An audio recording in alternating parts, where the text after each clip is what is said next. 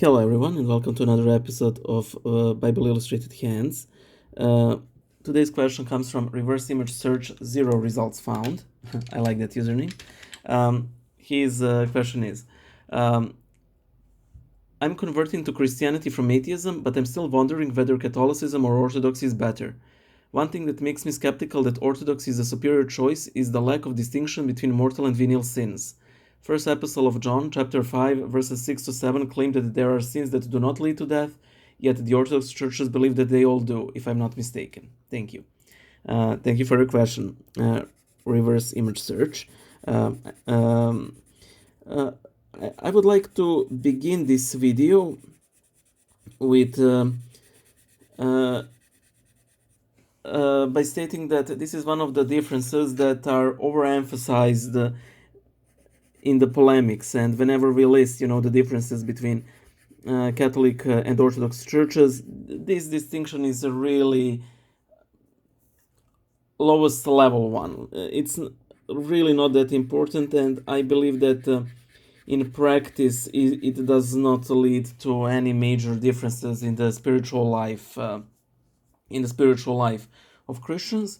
And in Catholic Church, you can't have communion if you have unrepented mortal sin, but that is basically the case in the Orthodox Church. Like you wouldn't receive the Eucharist if you have a serious sin on your soul. So there's that.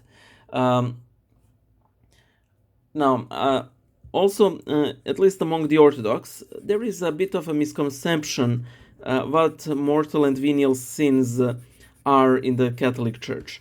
For example, they would think that the famous sevenfold distinction is what mortal sins are, like laziness, gluttony, pride, and so on. While that is not the case. The second misconception that Orthodox tend to have is that the Catholic Church has, so to speak, a list of sins that you're not supposed to commit, and there are like two lists. One is for mortal sins, which are really serious, and the other is for venial sins, which are not all that bad. While that is not true, there is that list of 3 criteria a sin has to meet in order to be considered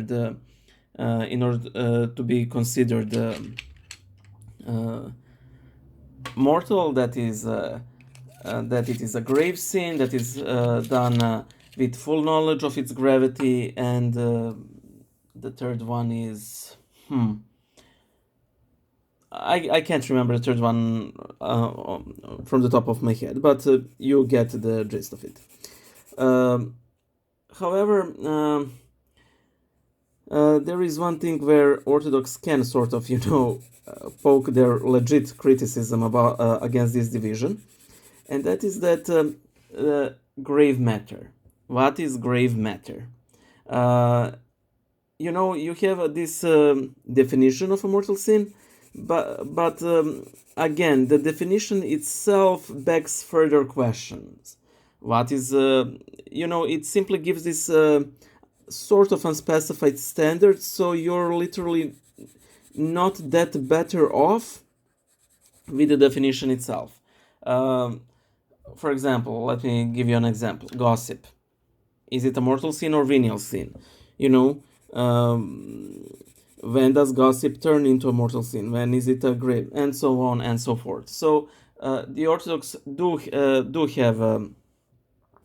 can have like legit criticisms about this, assuming that they're willing to pursue this issue, which I doubt anyone really would, because again, this is really not all that important.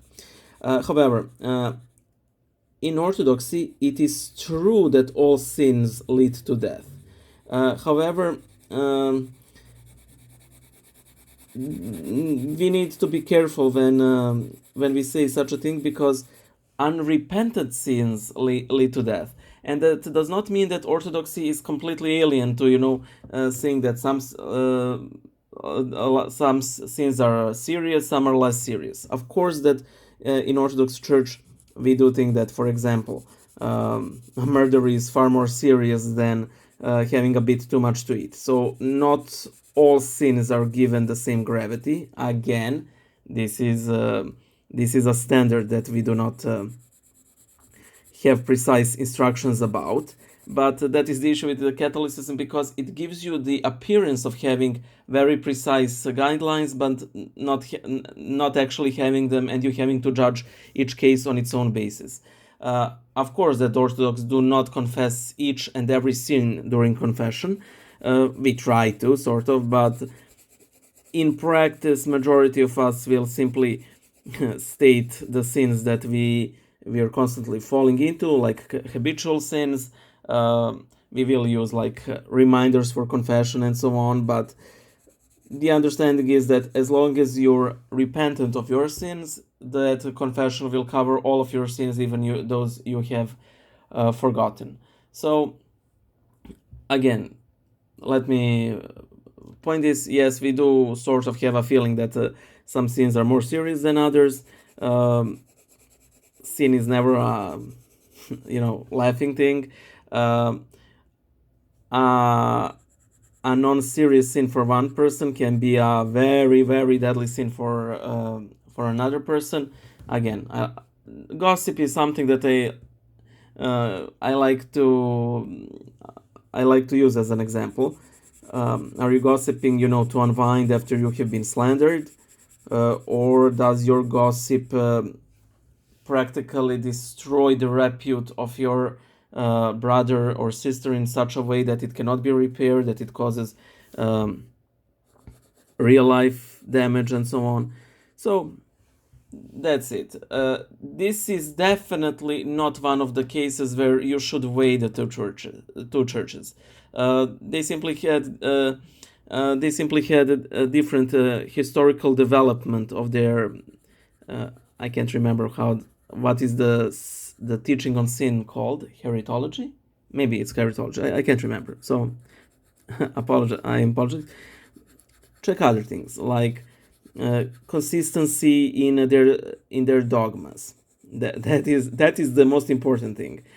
Don't weigh churches on late scholastic developments. That's it for now. Bye.